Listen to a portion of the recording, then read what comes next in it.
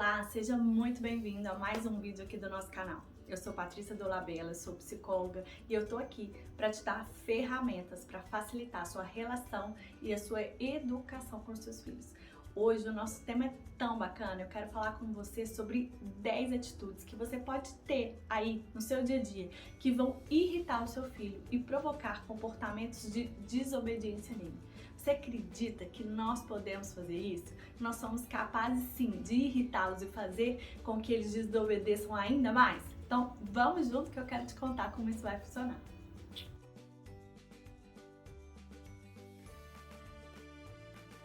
Bom, se você é novo por aqui, não deixe de se inscrever no canal para sempre saber dos temas novos e bacanas que a gente sempre tem por aqui sobre educação de filhos, maternidade e vida real. Bom, se você é novo por aqui, você já sabe o que fazer. Se inscreve no canal, curte esse vídeo e encaminhe ele para pelo menos 3 mamães. Vamos juntas transformar o mundo da educação infantil. Bom, a primeira coisa que eu quero deixar, o primeiro ponto que eu quero refletir com vocês é que como nas nossas relações humanas a gente justifica tanto o nosso erro através do erro do outro. Bom, eu fiquei muito nervosa com meu filho porque ele não me obedeceu. Bom, eu gritei com meu filho hoje porque ele não me ouviu. Eu fiz isso porque o outro fez aquilo. E isso não existe, gente. Uma relação saudável, ela precisa partir do ponto que, bom, eu errei e eu preciso me retratar sobre isso com a outra pessoa. E o erro dele não dá pra mim embasamento para que eu erre também, ok? Cada um precisa assumir a sua responsabilidade numa relação, seja ela entre pais e filhos ou qualquer outro tipo de relação.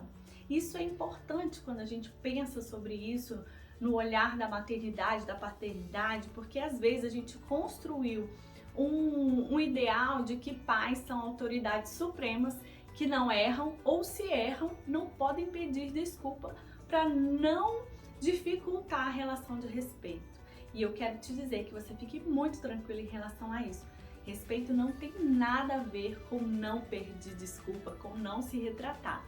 Muito pelo contrário, quando a gente pede desculpa, a gente se retrata, a gente está sendo modelo e exemplo de como os nossos filhos devem ser e devem fazer quando pisarem na bola. Ou não adianta a gente só falar, peça desculpa pro seu irmão, peça desculpa pro coleguinha, se eles não veem a gente também praticando isso quando a gente erra. E afinal de contas, nós somos mães e pais de carne e osso. A gente erra também, não é verdade?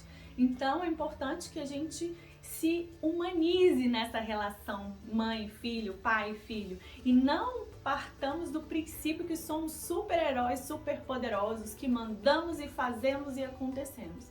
Não, gente, somos falhos. E tudo que a gente vai ensinar e tudo que o nosso filho vai absorver, com certeza vai passar pelo crivo do exemplo. Bom, alinhado essa questão de relações, eu quero te demonstrar o primeiro ponto que pode irritar muito o meu filho, o seu filho, quando a gente está nesses momentos de relação. Por exemplo, quando a gente não faz, a gente não pratica aquilo que a gente está pedindo a ele que faça. Então, por exemplo, quantas vezes eu e você abrimos o guarda-roupa do filho, da filha e falamos, nossa, mas que bagunça, e tarará, e tarará. E começamos aquele discurso apontando erros e defeitos, não faça isso, não faça aquilo, coloque isso no lugar. Mas, gente, quando a gente abre a porta do nosso próprio guarda-roupa, a realidade não tá tão diferente assim. Então, esse tipo de atitude, ela traz uma irritação da criança e às vezes ela não sabe verbalizar isso com palavras. Talvez na adolescência ela vai te responder assim, meio na ponta da língua, mas na primeira infância, no início da segunda infância, ele ainda não tem esse domínio e muitas vezes ele expressa essa revolta pela sua injustiça com comportamentos de birra, pirraça, desobediência e por aí vai. Então, o exercício aqui, ao invés de falar assim, nossa, que guarda-roupa bagunçado, que horror, que terror, não. Gente, os nossos guarda-roupas estão uma bagunça. Vamos parar hoje todo mundo para organizar? Você organiza o seu e eu organizo o meu? Entende? Nós não precisamos partir do ponto que somos pais perfeitos. E quando a gente exigir algo do nosso filho, que a gente seja o primeiro exemplo a ser seguido. Olha, não grite, então eu também não posso gritar, correto? Então, é importante a gente nivelar, porque isso também é respeitar o nosso filho e se fazer respeitar. Esse é o nosso ponto 1. O segundo ponto que pode irritar muito os nossos filhos, e aí se você voltar um pouquinho aí para sua infância, né, exercer a empatia e lembrar de algumas situações que a gente viveu, eu tenho certeza que você vai concordar com seu filho. Quando as regras variam de acordo com o humor do pai e da mãe. Não, a mãe tá super bem-humorada hoje, tá tudo bem, né? Tá descansada, então, filho, pode, não tem problema, fica aí o dia inteiro na televisão, porque eu quero hoje aproveitar, fazer minha unha, arrumar a casa e pode ficar o dia inteiro na televisão. Mas o dia que eu tô mal-humorada, ou que eu resolvi, né, que eu vou limitar o tempo da televisão, aí eu começo, não vai, não faz e tal. E aí eu mudo as regras de acordo com o meu humor ou de uma necessidade que eu tenho.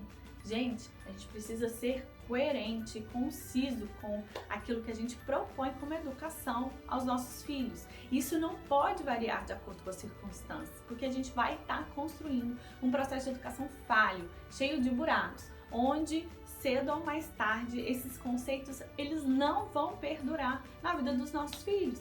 Isso vai gerar então uma incoerência e valores também desajustados com o que muitas vezes eu e você queremos ensinar. Então vamos vigiar aí da nossa incoerência. É difícil? É, gente, cada ponto desse é um desafio para mim e para você, diariamente, mas nós estamos aqui. Não desiste de você não, porque eu também não vou desistir de mim. Nós estamos aqui, um passo de cada vez, um dia de cada vez, vamos nesse caminho de melhor contínuo, tá bom? Bom, um terceiro ponto que irrita muito as crianças é quando a gente não abre para o diálogo. Bom, você viu uma situação, você viu ali o seu filho se comportando fora dos combinados e aí você já chega junto, já naquela explosão e falando sem abrir espaço ao diálogo. Aquela famosa frase assim, pronto e acabou. É assim que eu falei, é assim que vai fazer. Então, gente, tudo que a gente tem conversado aqui é muito sobre a consideração, sobre o diálogo. E tem, né, eu te convido, aproveito aí, convido para você maratonar aqui no nosso canal. Tem muito conteúdo falando sobre isso. Vou deixar aqui nos comentários alguns vídeos que você pode acionar para entender mais sobre esse processo de consideração. Então, assim, o relacionamento com os nossos filhos, gente, não pode partir desse ponto de autoritarismo, sem ter conexão, sem ter relação, sem ter consideração com o outro, porque a gente precisa partir também da empatia. Se alguém for chamar a nossa atenção, por mais que a gente esteja errado, e essa pessoa não deixar a gente falar, a gente se explicar, a gente ponderar, vai ser muito ruim. E você pode até acatar aquela punição, né, que aquela pessoa vai te dar, mas o sentimento que vai ficar ali dentro é de muita revolta, é de tristeza, é de injustiça, é de raiva. E na verdade não é isso que a gente deseja construir. Mesmo que ele não tenha cumprido o combinado e você precise aplicar consequências, e falando nisso, esse é o próximo assunto do canal, o vídeo que vai sair semana que vem, então fique ligadinho. Se você tem dúvidas sobre consequências, se você vai, mesmo que você vá aplicar uma consequência, porque aquele combinado, né, a criança agiu de uma forma que não está dentro do padrão do combinado. Se você escuta, você se aproxima e você faz do limão uma limonada, aquele momento onde ele não cumpriu o combinado, você trabalha aquilo para trazer ele mais para perto de você e não afastá-lo com falta de diálogo e gritaria e um tanto de coisa mais. Na verdade, nada disso ensina, apenas coloca medo. Então a criança vai começar a te obedecer por medo e não porque ela aprendeu aquilo ali. Então, gente, vamos nos abrir, apesar às vezes do sangue ferver. Melhor você respirar e esperar para conversar e também dar oportunidade para o seu filho falar. Bom, o número 4, o quarto ponto que irrita muito os nossos filhos é a comparação. Tem também vídeo no canal, tem muito conteúdo aqui bacana, gente. falando sobre a comparação. Gente, comparação, ela destrói o relacionamento seu com aquela pessoa que você está comparando, porque ela vai sentir o cocô do cavalo do bandido, como diziam antigamente, né? Ela vai se sentir desvalorizada por você, desmerecida por você. Ela ainda vai ficar com raiva da pessoa que ela está sendo comparada, porque ela vai falar assim, nossa, mas tudo é o fulano, né? O fulano é melhor em tudo, e aí vai talvez gerar uma raiz de ciúmes e vai destruir ali a identidade e as potencialidades que estão crescendo dentro daquela criança. Então, gente, não compare. Comparação gera mágoa, gera revolta, gera muita dor. Então, isso é algo que realmente irrita os nossos filhos, que a gente deve evitar nessa relação.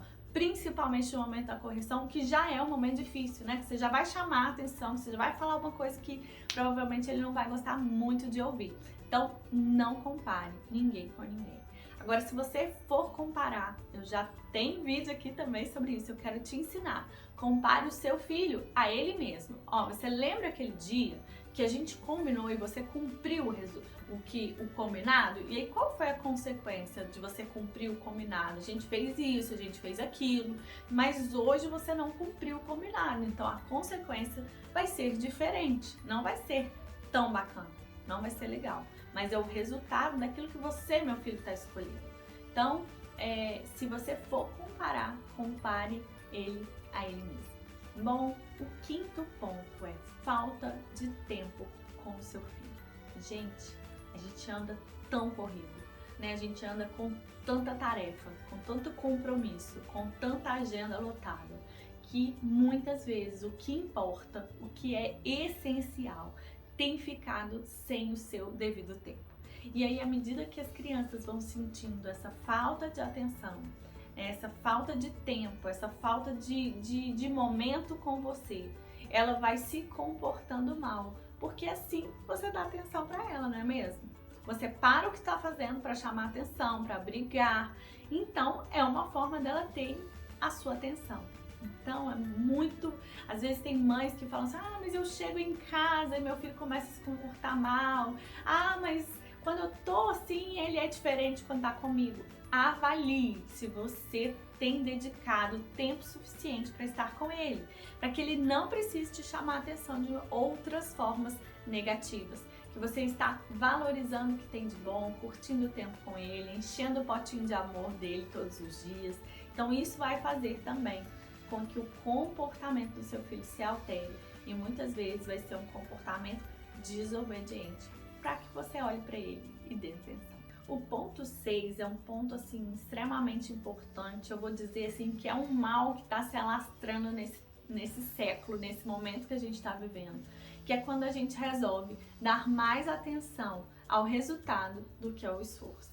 Bom, às vezes eu atendo mães em crises. Poxa vida, o meu filho não tirou 10 na prova, não tirou 9, antes ele sempre tirava e agora ele tá tirando 7, 6. Bom, e aí? Qual foi o esforço que o seu filho dedicou para que ele tirasse 6 ou 7? Isso é muito mais importante do que o resultado em si.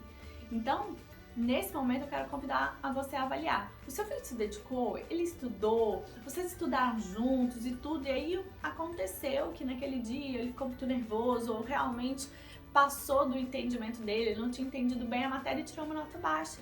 E aí o que você precisa fazer é valorizá-lo, porque ele se esforçou.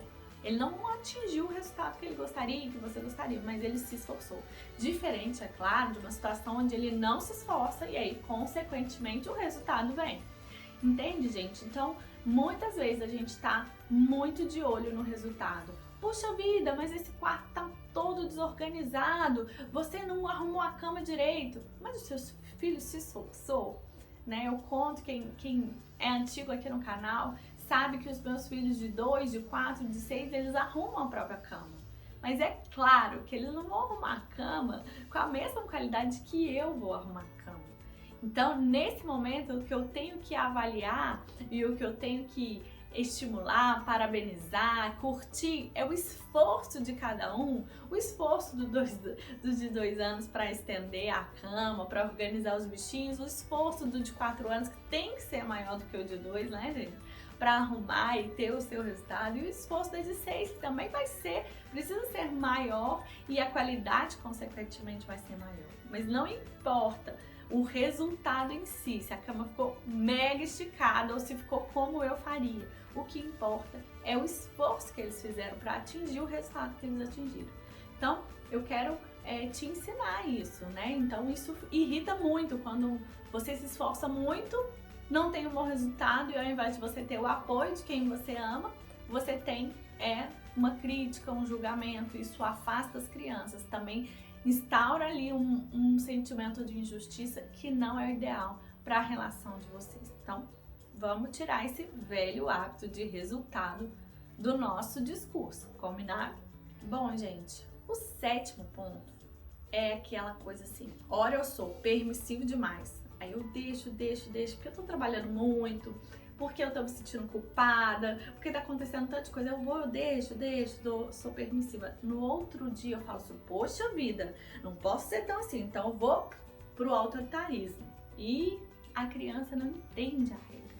Eles estão no processo de assimilação das regras. E quando a gente varia, por conta às vezes de culpa, por conta de humor, por conta de um dia mal no trabalho, eles ficam extremamente perdidos e sem saber para onde se guiar. Então isso causa, sim, muita irritação e dificuldade de relacionamento. Então a gente deve evitar. E a gente fala muito aqui sobre regras claras e como isso é fundamental para que as crianças se desenvolvam num caminho progressivo de educação, da forma que a gente imagina e quer que seja. Então não adianta a gente querer esse ideal se a nossa realidade está bagunçada quanto à permissividade e autoritarismo. Bom, o ponto número 8 é a gente falar sobre a questão do nosso papel.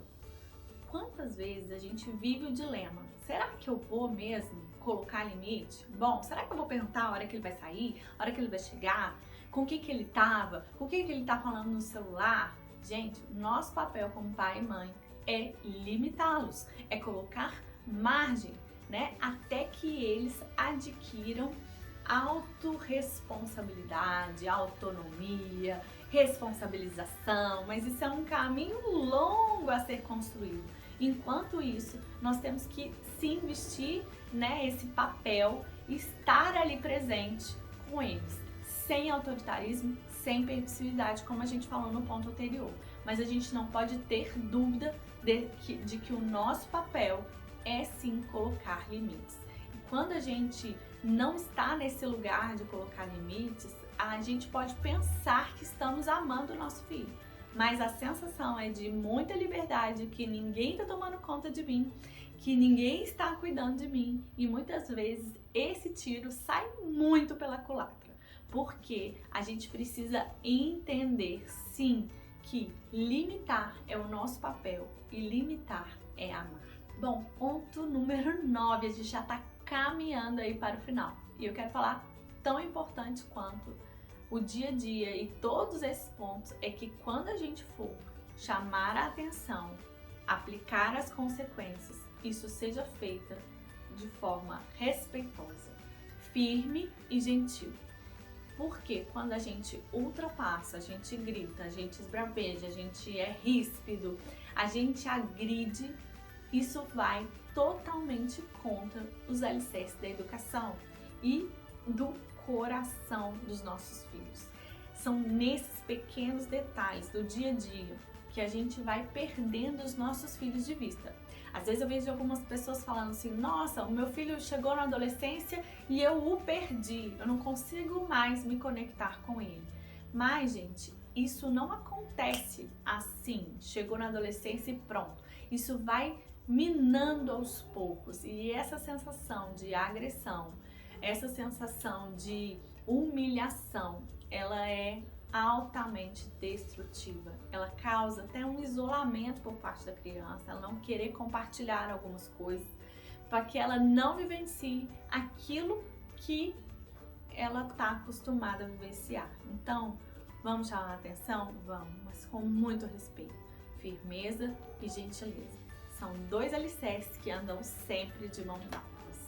Bom, se você chegou até aqui, eu espero que você tenha pegado no caderninho e anotado ponto a ponto para você colar no seu espelho, para que você lembre sempre desses pontos que fazem parte tanto do nosso dia a dia que são desafiadores para nós. E o ponto 10 é: não utilize generalizações, não utilize agressões pejorativas aos seus filhos. Generalizações são tão cruéis quanto comparações, gente. A gente deve evitar.